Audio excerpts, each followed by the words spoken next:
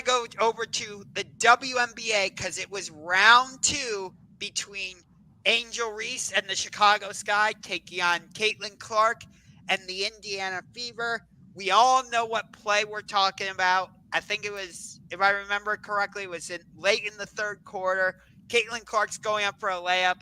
Angel Reese whacks her in the head. It gets upgraded to a flagrant 1. And everybody's talking about, is there a rivalry between Angel Reese and Caitlin Clark? No, there is not. Oh, there absolutely is. Okay, you could call you could. I don't think you can call it a basketball rivalry as much as you could call it a personality rivalry. Um, Here's I what. I would Here's I would agree to that. I think Angel is jealous of Caitlin Clark. I yes. I I really do, and I don't understand it because me and Jalen were talking about this a couple weeks ago, and yes, I understand the WNBA is growing in popularity, and people like yourself, Josh, have watched the WNBA for years. But the ratings and the viewership and the numbers tell you Caitlin Clark is the reason why more people are watching the WNBA.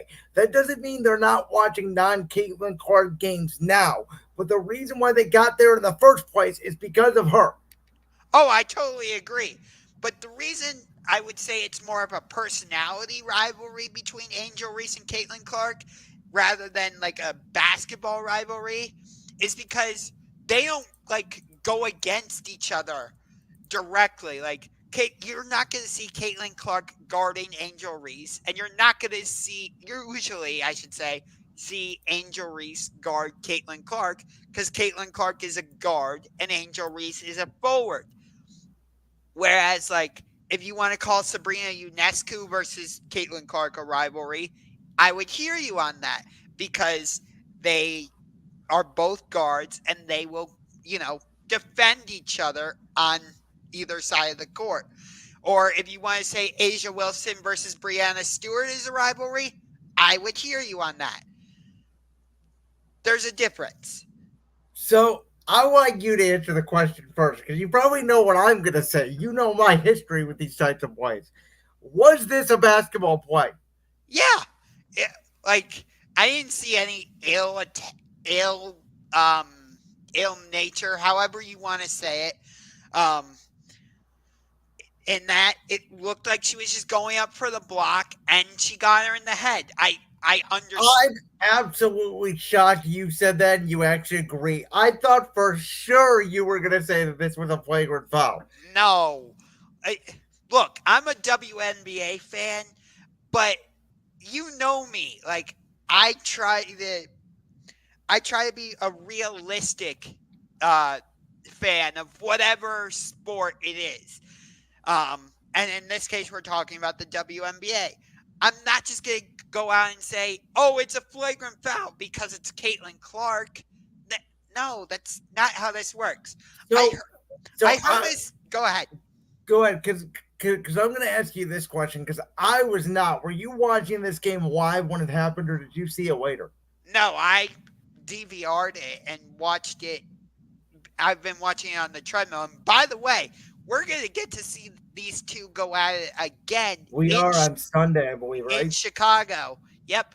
And it will be the first game between the Fever and the Sky in Chicago. So I did not see this live. I was out and about Sunday, and I was on social media scrolling, and obviously social media blew up when the play happened. And For I took obvious and reasons. I took one look at it, and I said, "That's not a flagrant foul." I mean, that honestly, that was my first reaction in real time when I watched it. I said, "What flagrant foul? She's going for the block."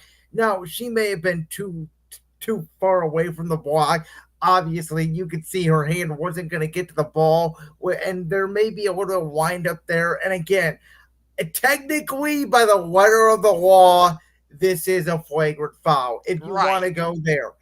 But in my opinion, and me and you both grew up in mid 2000s basketball, and I don't know if the younger generation understands that from the mid 2000s to the 2010s, it really was a different sport. Teams were scoring in the NBA in the 70s. Now they put up 70s in 2.5 quarters. So Yeah, I remember like the 2004 Detroit Pistons. They like just locked you down. And you, I mean, if you scored 80 to 90 points, you were in good shape to win the basketball game. Yeah, Now, and Boston Celtics are scoring 90 points in 3 quarters. And it's the same in the WNBA, but they have a little more physicality than the NBA. I would I wouldn't say a little bit more physicality. I would say A, it's lo- a lot more, yeah. I mean, you could make that case. Though I thought these playoffs, I thought the officials did a good job at swallowing the whistle. We talked about that a lot on this show. We'll see if that continues for the NBA. But in regards to this, again, technically, by the letter of the law, it was a flagrant foul. I do like the fact that Caitlin Clark went up and she owned it and she said flat out, I don't think it's a flagrant foul. That's a basketball play. We need to treat the woman the way we treat the men. That is the exact answer I want to hear from the face of the week. It's a grown up answer. It's not a whining answer. It's not a why me. Angel Reed's attacking me. Caitlin Clark has taken the high road. And listen, Angel Reese, and I see this comparison a lot, she is becoming the Draymond Green of the WNBA. And that's not a bad thing. Well, let me just say, it's not a bad thing. it's interesting you say that. Um, and I don't necessarily disagree. I mean, every night she's in the news. She wants to be in the news more than Caitlin Clark, and I don't blame her. And but here's the reason I say that it's interesting you mentioned that, because Draymond himself was talking about this, and he was saying the Indiana Fever need to get like an enforcer, of somebody like him, so that if Caitlin Clark, you know, gets like checked like she did against the Chicago Sky in their first matchup, or she gets hit outside the head like she did on Sunday, there's an enforcer there to say, hey, you don't mess with her like this.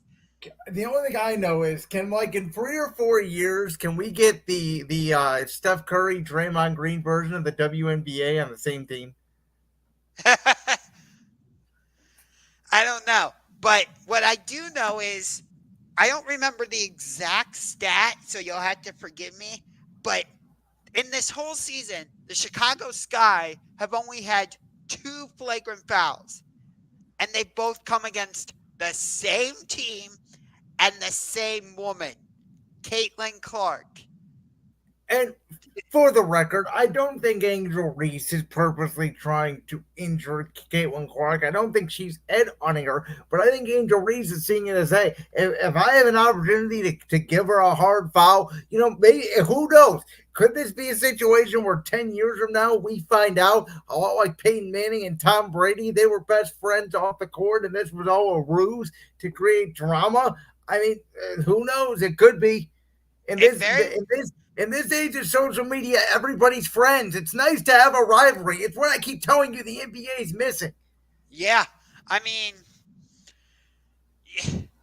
if nothing else, it's bringing more eyes to the WNBA. Like, people are going to want to tune in on Sunday to see round 3 between the Fever and the Sky and see if anything happens between these two.